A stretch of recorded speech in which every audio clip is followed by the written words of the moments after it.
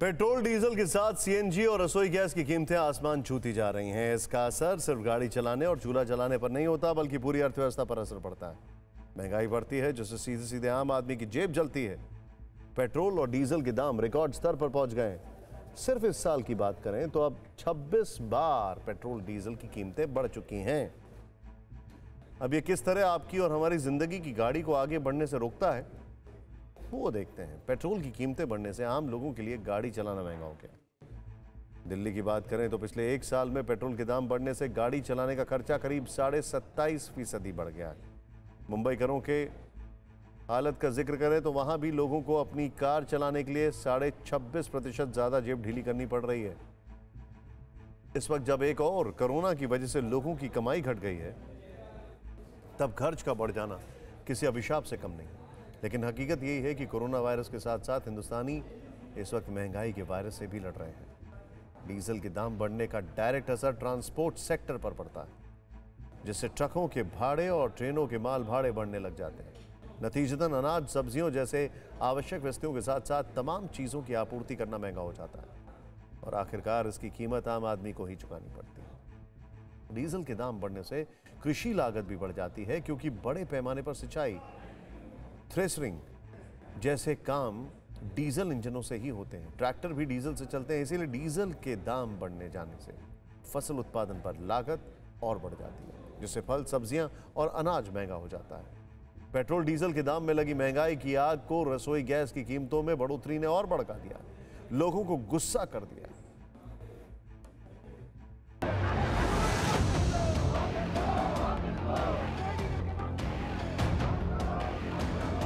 Petrol, diesel और रसोई gas के दाम में लगातार बढ़ोतरी के खिलाफ दिल्ली में कांग्रेस ने प्रदर्शन किया, सरकार को घेरने की कोशिश की। पब्लिक है, सब जानती है, ये सिर्फ अपने चंद पूंजीपतियों को फायदा देते हैं और आम हिंदुस्तानी को महंगाई और टैक्स की मार से बर्बाद कर रहे हैं। कांग्रेस के नेता और कार्यकर्ता पेट्रोलियम मंत्रालय के बाहर जुटे और बीजेपी मुख्यालय तक प्रदर्शन किया। खाली सिलेंडर और गैस चूल्हे लेकर और जंजीर में जकड़ी स्कूटी को धक्का लगाकर विरोध जताया। हम बताने हैं मोदी जी, आपने जिस तरीके से आम जनता की जेब पर आज पेट्रोल डीजल के रेट बढ़ाकर और एलपीजी सिलेंडर के रेट बढ़ाकर आम जनता की जेब पर डाका डाला है, ये गलत है। केंद्र सरकार को घेरने वाले विपक्षी दल जानते हैं कि पेट्रोल और डीजल के जरिए केंद्र के साथ साथ उनकी राज्य सरकारें भी खजाना भरने का काम करती हैं, जिससे जनता की जेब जलती है। कैसे, जरा इसे समझिए। दिल्ली में पेट्रोल का मौजूदा रेट 91 रुपये 17 पैसे प्रति लीटर है।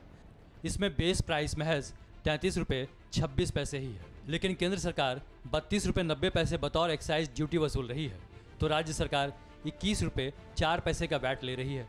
यानी 33 रुपये 26 पैसे के 1 लीटर पेट्रोल पर 53 रुपये 96 पैसे टैक्स वसूला जाता है।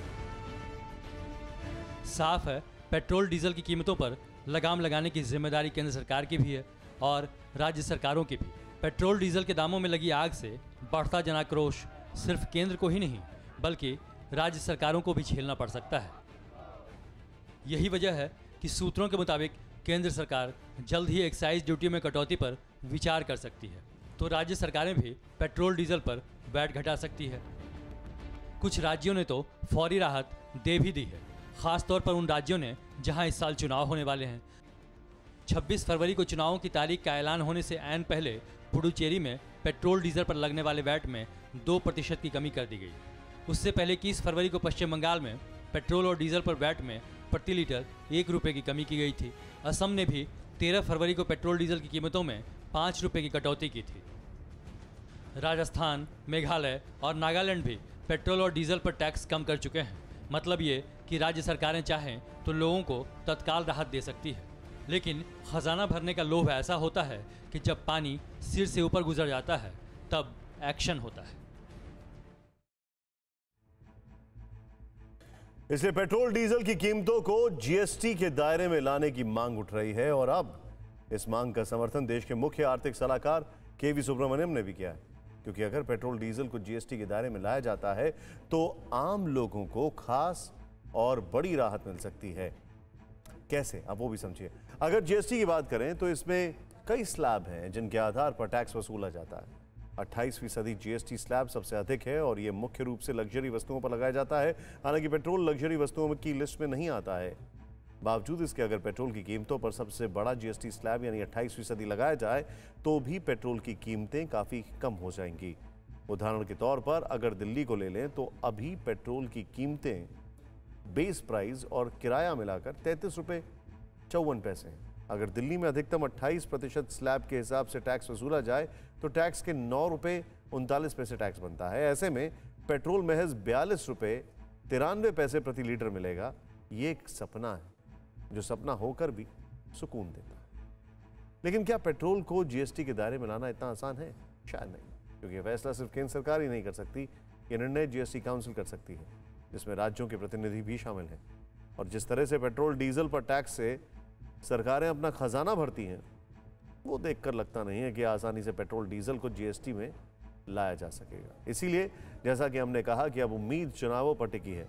माना जा रहा है कि जनता के गुस्से से बचने के लिए जल्दी केंद्र और राज्य सरकारें में टैक्स घटाने पर बात बन सकती है। दिक्कत सबसे बड़ी यह भी है कि भारत में अगर पेट्रोल डीजल के दाम बढ़ रहे हैं और दुनिया में कई जगह ऐसा है, तो उस जगह दुनिया में पब्लिक ट्रांसपोर्ट भी बहुत अच्छा है, लेकिन यहां पर वो हाल नहीं है। परवाह देश की, सोमवार से शुक्रवार रात 10 बजे TV9 भारतवर्ष पर।